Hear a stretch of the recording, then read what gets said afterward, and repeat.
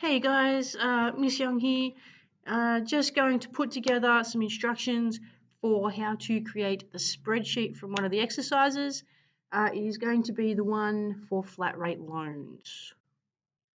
Okie dokie, so let's get going. As you can see, we have our spreadsheet. I have labeled it a flat rate loan spreadsheet. If you're in Google Sheets, this is going to be so much easier. So go to your Google Sheets, label it flat rate loan spreadsheet, and just in that box there, A2, just type in worksheet to calculate the amount owed on a flat rate loan. Okay, once you've done that, we're going to give some headings to some columns, and I want you to be in that fourth row there. We're going to label 1, the principal, if I spell it correctly, the principal amount, or P. I'm going to go to the next one, and this one's going to be the interest rate,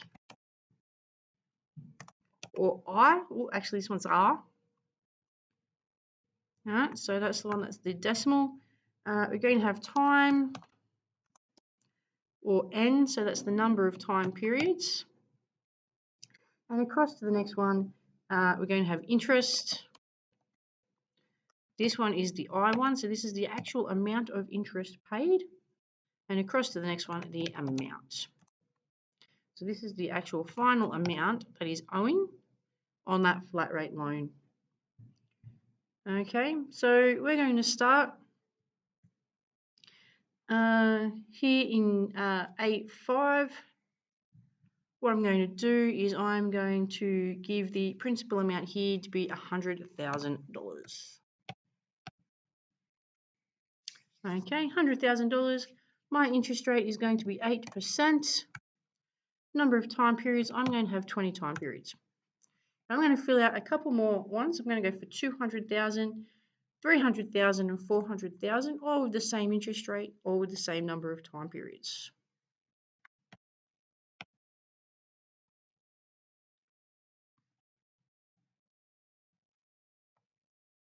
Just getting that last one in there. Okay, so we're just going to fill that down, 8%, and we'll fill down 20. So did everybody see how I did that? So if I'll Control Z, I'll just go back. You can see there I've highlighted that box. In this bottom corner here, there is a little square.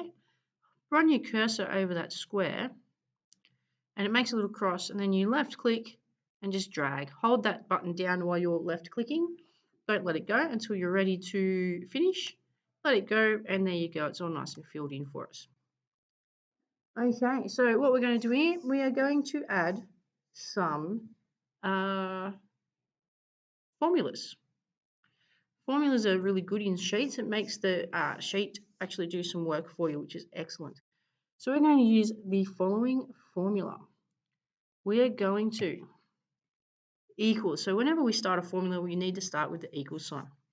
We're going to go the principal amount. So you can either click on it, or you can type in A5 or whatever cell number it is referencing. We want the star key, so Shift 8 gets us that asterisk/star key, and that represents multiplication in our formulas. We then want the interest rate, and then we want to times that again, so another star/asterisk, and then the number of time periods, but it should be the actual number of time periods, not the column heading. You hit enter after this, and we have that final amount of interest. So that's how much interest is owed over the length of that particular loan. To make things easier, we're not going to retype in that formula for each one. We're going to use that little box again. So back into that D5 box that we typed in that formula into, and hover over that little box till you get your cross, left click and hold down until you get to that 400,000 row, which is row 8, and let it go. And that gives you an idea of how much interest is owed for each of those amounts. Now, we don't have anything in this amount column yet. So what we're going to do is we are going to create the formula for that. For the actual amount owing, we need an equal sign because we want to start a formula.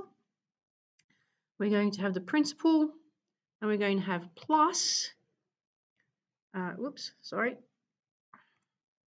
want the principal, and we want plus. Just hit the wrong button there for a second.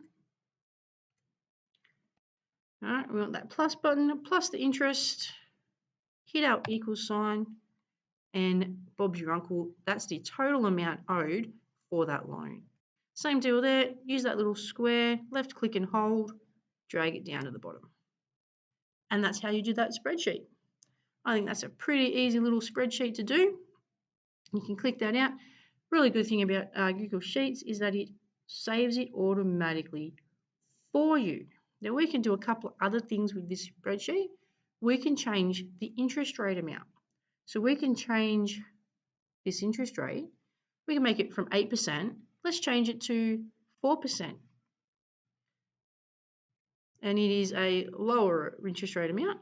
We tab out and you can see there the formulas are working. It changes the amount of interest and then changes the amount owed. We can even do that with the time period. So instead of over 20 time periods, let's make it over 25 time periods. So let's change that to 25 and it changes the amount of interest and the amount owed.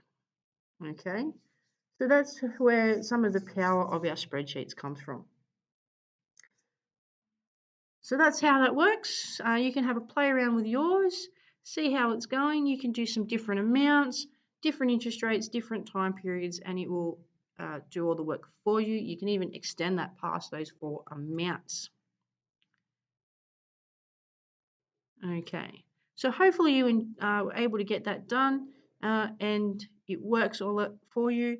If not, chuck some comments down below and we'll try to answer them and see where you're going wrong. See you next time.